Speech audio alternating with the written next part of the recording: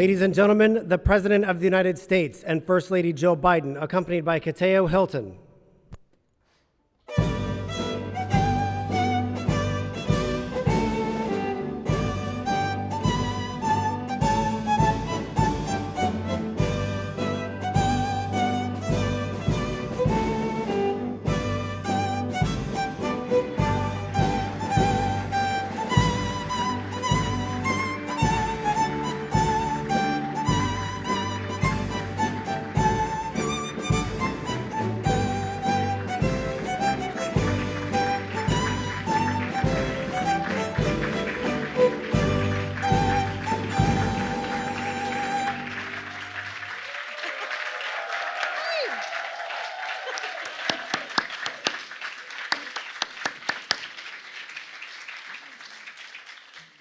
Well, good afternoon.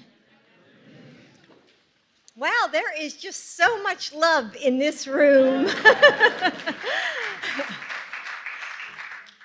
Gosh, Joe, Kamala, Doug, and I are honored to be with you for our very first in-person White House Black History Month celebration.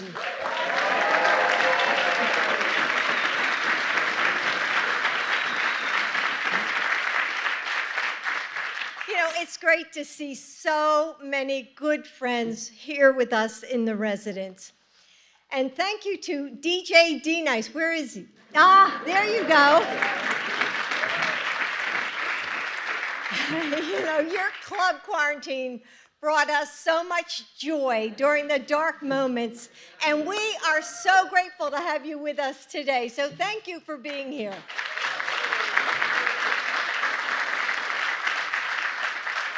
I know before we came out, Kamala and Doug were saying how many times they were in their apartment and they were dancing together, you know, party of two. I can't say the same of Joe, but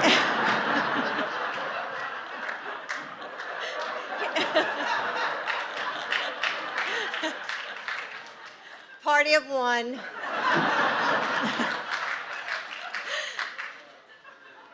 The history of our nation, the history of African Americans who helped build our nation, is cataloged in the tangible milestones and moments and trials and triumphs. We remember the names of those who shaped the course of our country and whose hands have written the story of America. Many of those hands belong to you. Yes.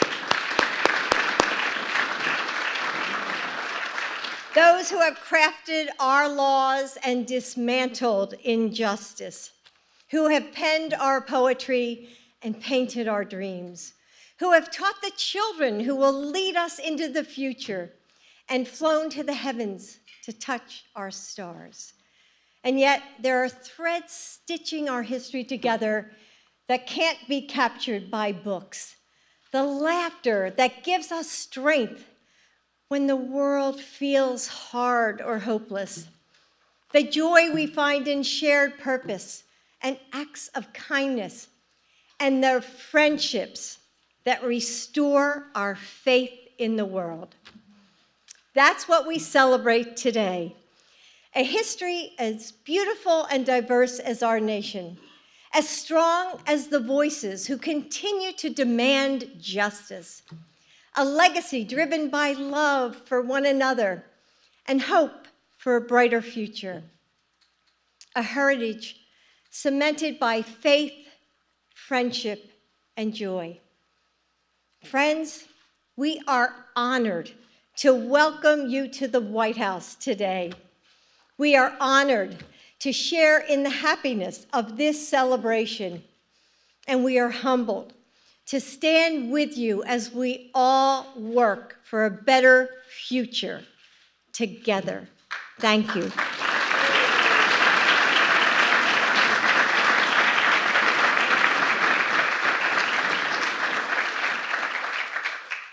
As many of you know, our Vice President's historic path to the White House began before she could even walk, marching with her parents in the civil rights movement, or at least being pushed in a stroller.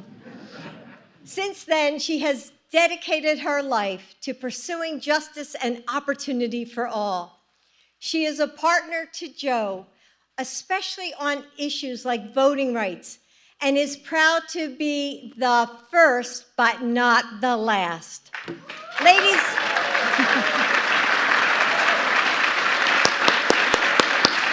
ladies and gentlemen, the Vice President of the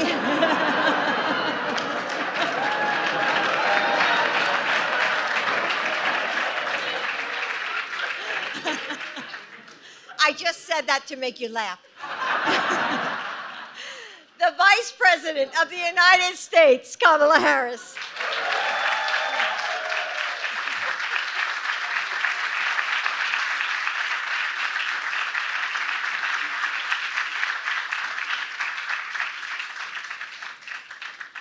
Thank you, Dr. Biden. Thank you. Please have a seat, everybody. Well, good afternoon, everyone. Good afternoon. It is so good to meet so many folks and to see so many folks. It's nice to be together under one roof together, isn't it? And of course, it is an honor to be here with our incredible President, Joe Biden.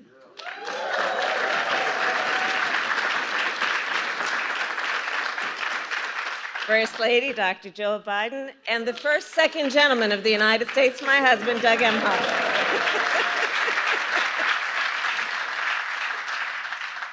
It is wonderful to be here this afternoon, joined by the most esteemed members of the Congressional Black Caucus.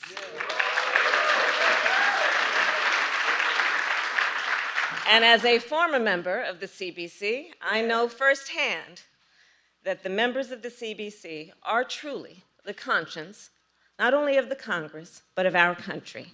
Thank you.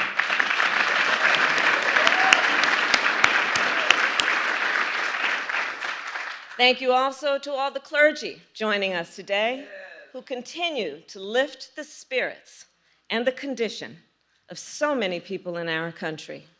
And to the community organizers who work day in and day out to make a difference in the lives of all people in our nation. We are so grateful for you. And we are gathered then at a critical moment in the history of our nation and our world. A moment in which our democratic principles have come under threat.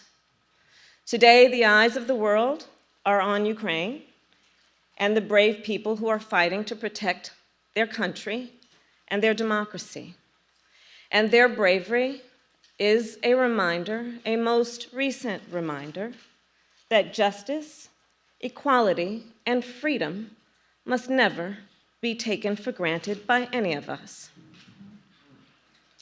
So friends, Black History Month was established to teach the history that too often has not been taught. The history of Black excellence and leadership in America.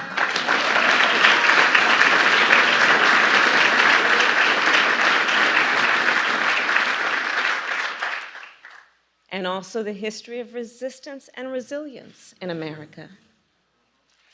And we are clear, Black history is American history. It is living, breathing history. History we create every day.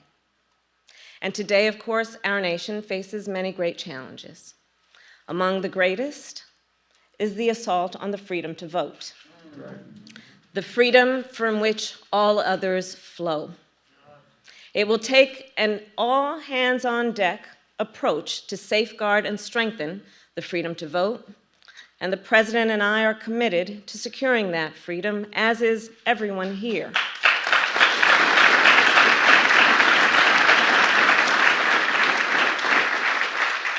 And that is why I felt such pride and such hope understanding how votes lead to action through elections. It is why I felt such pride and such hope this past Friday when President Joe Biden nominated Judge Ketanji Brown Jackson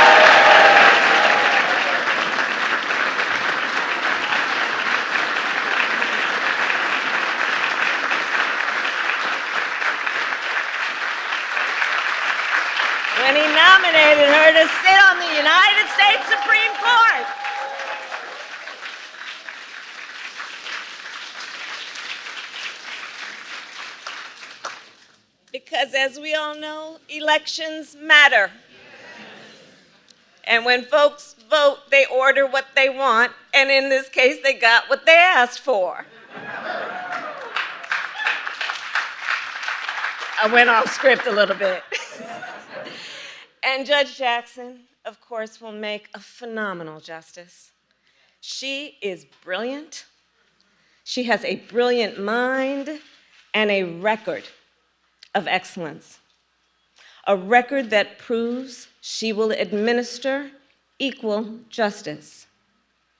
And I don't have to tell everybody here, she has been confirmed on a bipartisan basis 3 times and deserves, therefore, a swift confirmation now.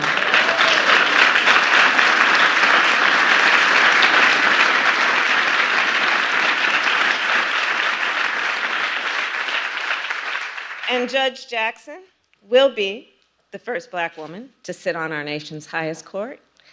And as Dr. Jill Biden mentioned, it is with that spirit also that we know she will not be the last.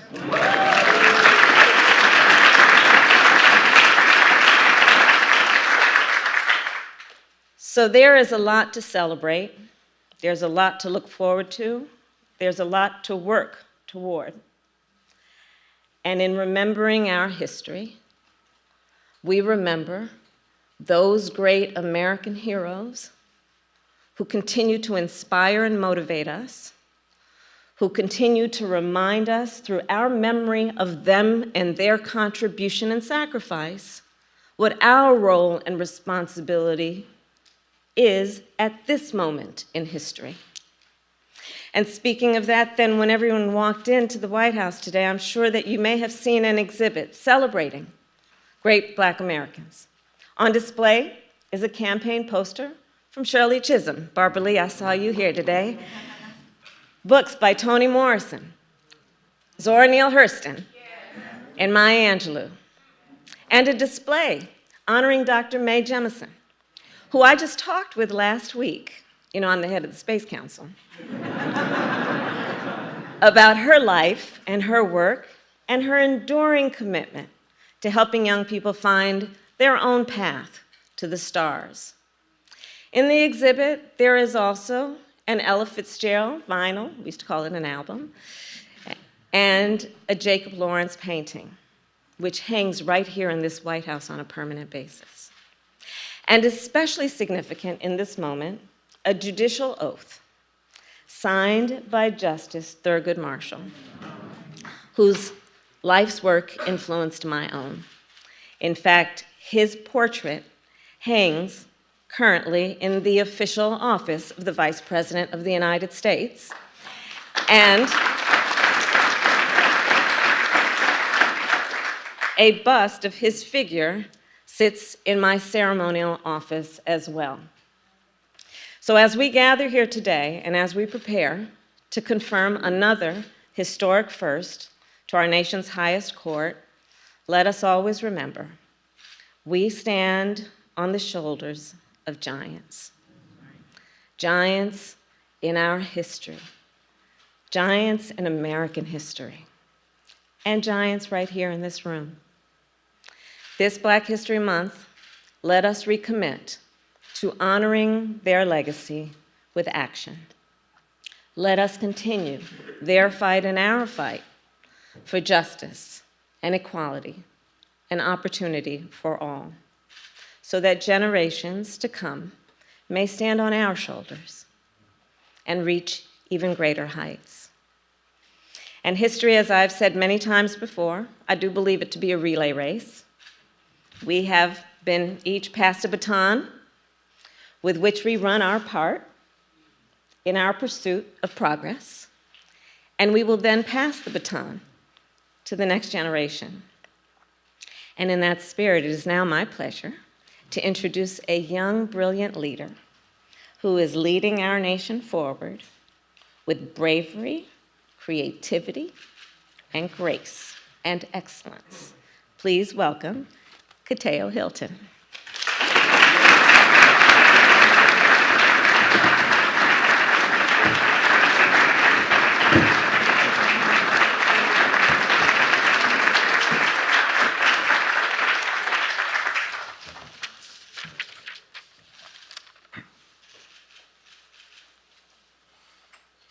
Hello. Thank you, Madam Vice President. My name is Kateo Hilton. I am 18 years old and I grew up in Washington, D.C., just a few miles from here. During Black History Month, I paid closer attention to the street names I walk by, like Nannie Helen Burroughs, who fought for educational equity for Black women. And I learned about the history she made in the community where I am from. I learned about the many leaders who have come before, whether they created change in their community or changed the world. Black History Month also celebrates the history we continue to make. I am a junior mentor at Light Pieces to Masterpieces, a youth development and mentoring organization for Black boys in my community. In a world full of violence and negativity, Life Pieces to Masterpieces gives us a space to be safe, express ourselves authentically, and create new Black history every single day. I have been a part of this same program since I was 4. Since starting high school at McKinley Technology, I have dedicated over 600 hours to meeting with my younger peers, whether it's by helping with their homework, supporting them with their creative expression, or accompanying them on the van so to help them to make sure that they get home safely every single night. In just a few months, I will go to Delaware State.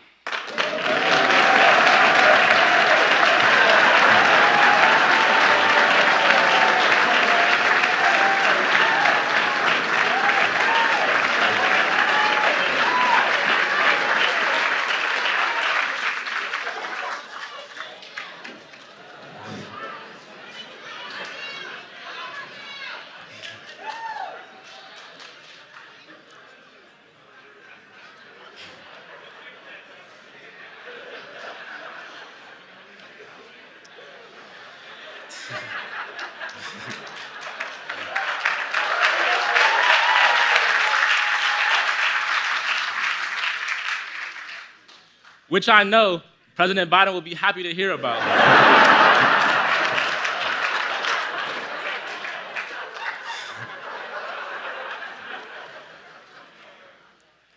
I plan to graduate from this HBCU and attend a law school. Because I have to be that Black history for my younger brothers at Life Pieces. They need to see an example of someone who sets a goal and commits to it, no matter what obstacles they may face. That's what Black history has done for me. That's what my own mentors at Light Pieces have done for me. And that's what the Vice President has done for me, in blazing her own trail. And that's what the President has done for me, creating jobs and opportunities and leading an administration that includes more people who look like me than I could ever imagine.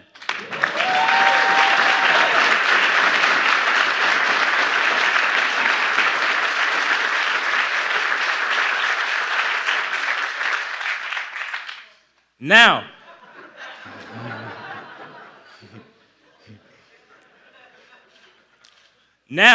without further ado, the President of the United States, Joe Biden.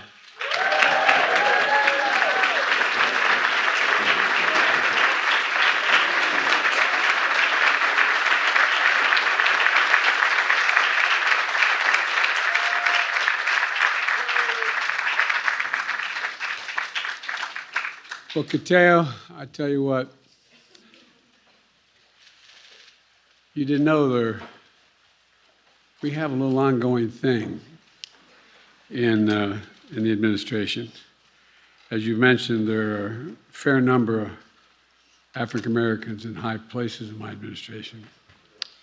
But, and I'm always hearing about Howard Grade School.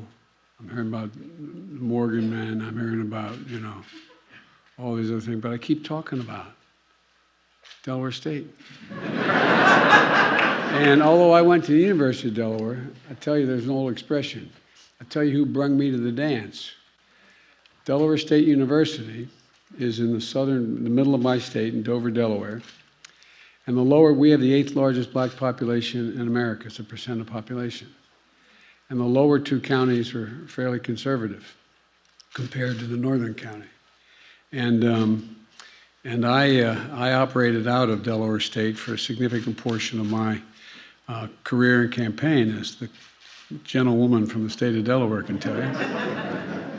And there was a guy named Tony Allen who used to work for me for years. He went out and he got his PhD. Then he left and became a president. You know, he's now Tony Stand-Up, president of Delaware State University.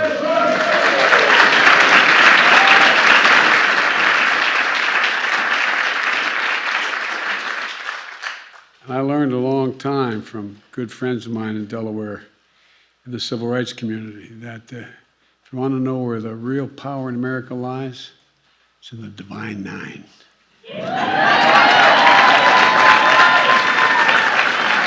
We're the only administration in history that actually has an office, right, Jim? We have a Divine Nine office. So I understand.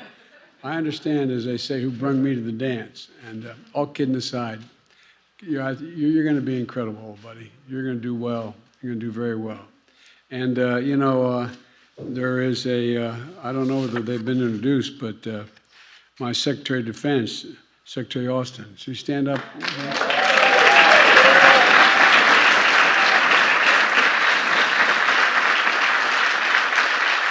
My Secretary of Housing, Secretary Fudge.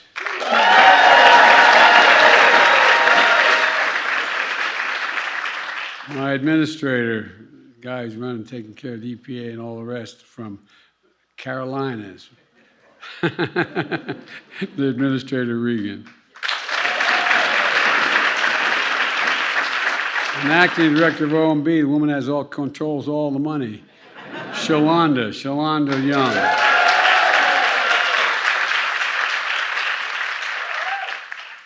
And a woman who, I really mean it, has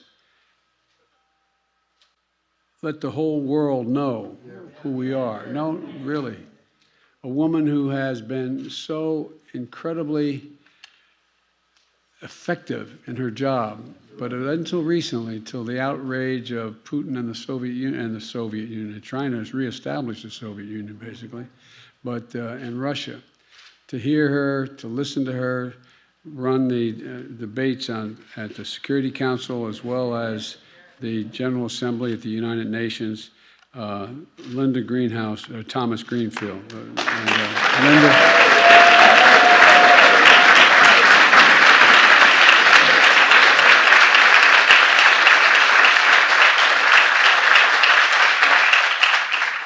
And a woman who knows a little bit about the economy, chair of the Council of Economic Advisors, Cecilia. I kid her all the time, being from Princeton, but Rowan. Cecilia, congratulations. Thank you.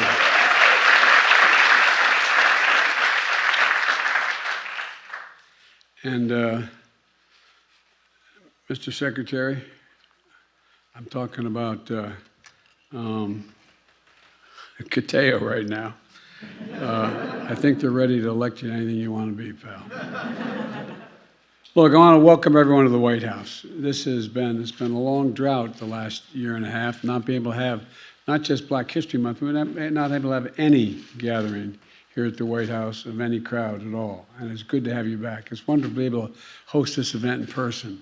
And it's great to see so many friends. If I begin calling the roll, we'll be all night here, and I don't want to do that. But so many significant leaders who changed the face of America sitting in the audience, not on the stage. So thank you all so very, very, very much.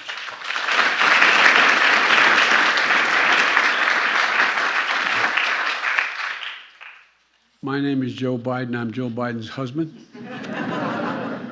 And as you've probably figured out, I can't dance. I do it, but I ain't good at it. And, oh man, you have great opportunities now, don't you, Julie? Tomorrow, I'm going to be delivering the State of the Union address. And today, I simply want to thank you for all you've done for me, for all of the country. So much has been accomplished in the people in this room. Black History Month is more than a celebration. It's a powerful, powerful reminder that Black history is American history. Black culture is American culture. Black stories are essentially an ongoing story of America. I see it every day with the Vice President and the incredible job she's doing.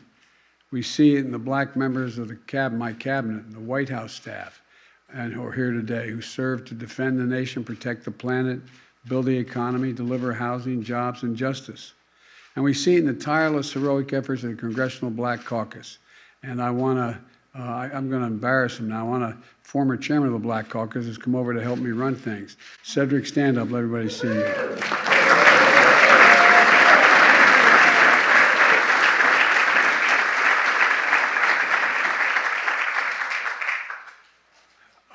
I never played golf till I was 46 years old. I got to be pretty good. Then I asked Cedric to help me in my campaign. Then I played golf and he beat the hell out of me. I wish I had never done it. I don't know. And so many state and local leaders and faith leaders here, lawyers, educators that are here today. And of course, we see another first in the nomination of Ketanji. Well, you saw her. I guess you saw Justice Brown Jackson, who is on the Circuit Court of Appeals right now.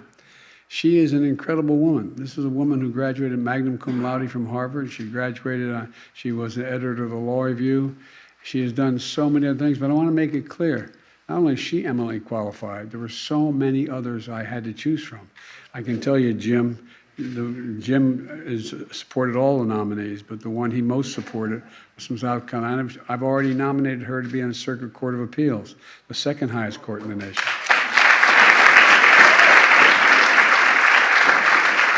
Judge Jackson is going to be an outstanding justice. She's part of an incredible group of black women who I've nominated to the federal bench. We've nominated more black women to the federal bench than any administration in the history of the United States of America.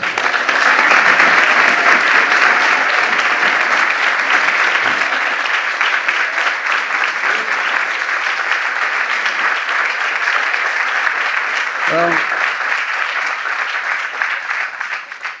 I made that commitment when I was running for president, and I've tried to keep that commitment my whole career.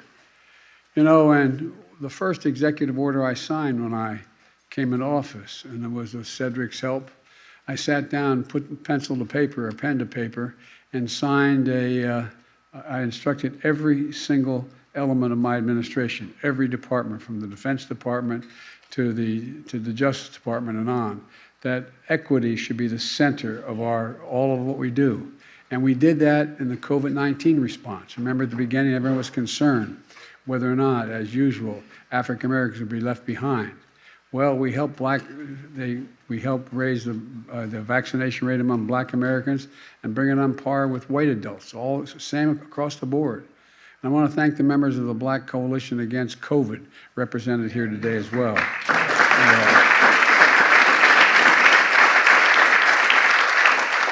And I also want to thank Derek Jones, also as D-Nice, for being. Stand up, man. Let them see who you are.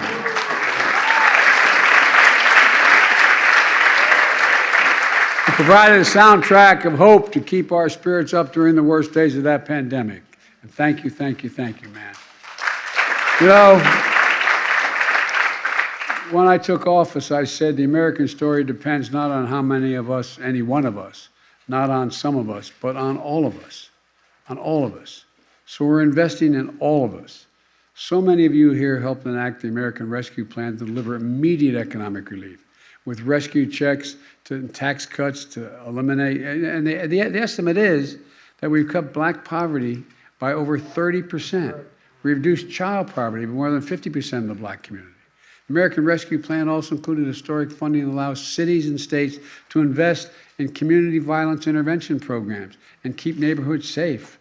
Look, you're critical in getting the infrastructure law passed, the bipartisan bill that's going to do so much. It's going to replace decades of disinvestment in the United States of America. A commitment to reconnecting communities and people and job opportunities. So much with the early investments in highways and interstate, they cut neighborhoods in half. They divided things. We can put it back together again.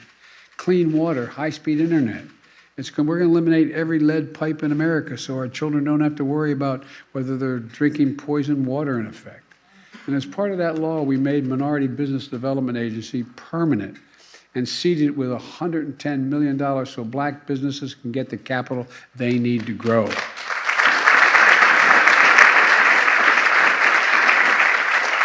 And I'm also proud to be joined by Opal Lee when we made the Juneteenth the first federal holiday in the last 40 years.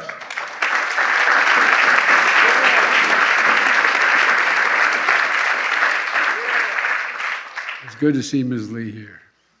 You know, we made landmark investments of $5.8 billion in historic black colleges and universities, not just because we got some serious advocates for Howard and Morehouse and other HBCUs you've heard of, like Delaware and others, but all kidding aside, because they offer so much promise to the nation, so much promise.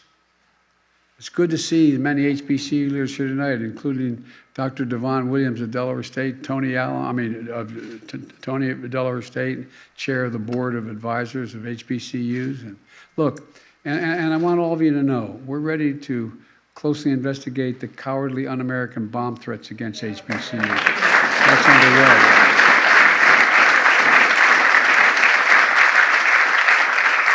We have so much more to do as a nation in making everyday things more accessible and affordable. As my friend Jim Clyburn says, that's the test of whether government delivers.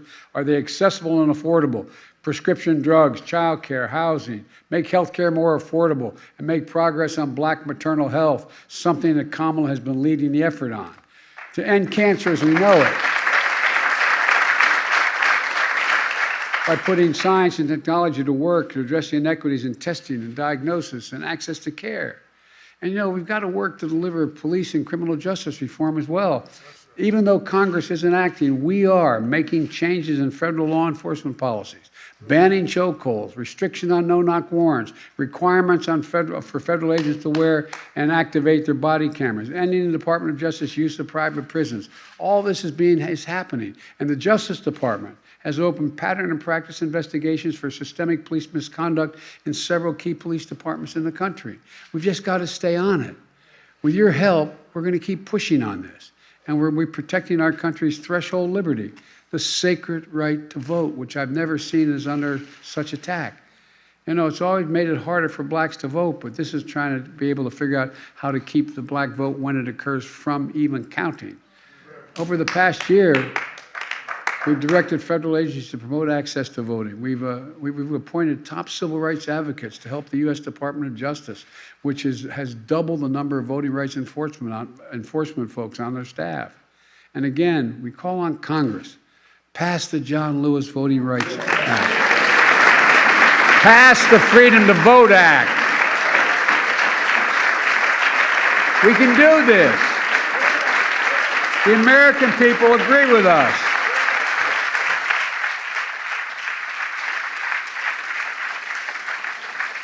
Black and white, Hispanic and all. Let me conclude with this. Look, I don't want to take much more of your time, but let me conclude with this. I know progress can be slow and frustrating, but I also know it's possible. If we work together, if we keep the faith, if we remember the changes and charges that were passed down to us from all those who came before us, many sitting in this room right now. You've heard, you know, as you've heard, we had a wonderful exhibit downstairs celebrating Black History Month. And I want to thank Lonnie Bunch and the Smithsonian, as well as the Library of Congress for giving us access to their collection. When I introduced Judge Jackson on Friday, out in the hallway here, I thought about the display that holds the signature of the judicial oath of office sworn and signed by Thurgood Marshall himself. It was Justice Marshall who reminded us in a speech shortly before he died, and I quote, "America can do better because America has no choice but to do better." America has no choice but to do better. It's a powerful reminder of the history of the journey of America and the power each of us hold to write more just and hopeful chapter. And I really mean it. I am more optimistic about our chances to bring equity to this country than we ever had before now. And if you wonder about it, just take a look Take a look at the different reason I have so much hope is the younger generation. Those folks from grade school through 30 years of age. Look at what's going on. Look at how they act with one another. There's not this isolation. There is everything you see from television commercials down to how we act with one another. We have so much going for us. We got to just let them have their shot. Folks, I want to thank you all for being here. I really mean it. I want to thank you for all you've done, all that we can do, and being committed that we're going to do so much more. So thank you, thank you, thank you. May God bless you all. Thank you.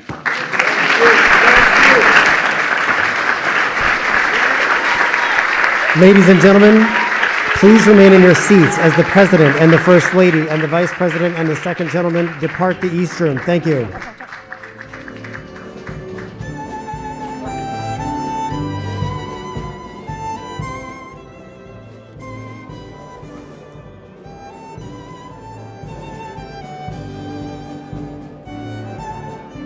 Can you come down so we can see?